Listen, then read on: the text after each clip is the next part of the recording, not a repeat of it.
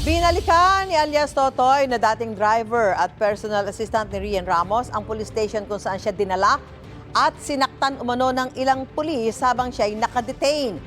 Isa sa ilalim naman sa preliminary investigation ng Makati Prosecutor's Office ang panibagong reklamong qualified theft na inihain ni Michelle D. laban kay alias Totoy. May unang balita, si John Consulta.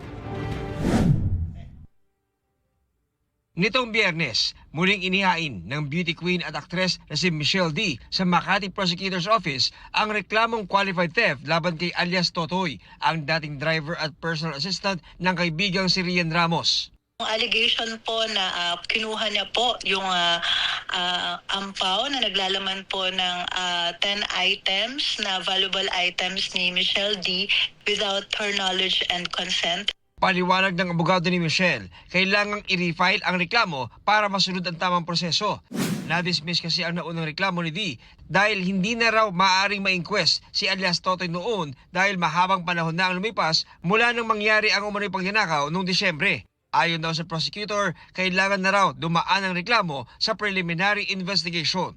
Naging issue lang po doon sa resolution ng Office of the City Prosecutor noong January 19 inquest investigation is whether or not subject po ba for inquest yung kaso. Kaya sinabi po nila na dalhin sa regular preliminary investigation at doon po natin investigahan at saka po nila aaksyonan ang merits ng kaso whether or not there's a reasonable certainty of conviction to indict Mr. for qualified theft na ifinal po ni Miss Michelle D.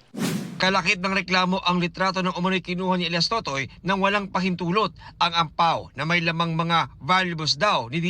10 daw ang laman ng ampaw at 9 dito isinuli na ni alias Totoy. Pero may isa pang nawawala na nauna na niyang sinabi na wala raw ito sa kanya.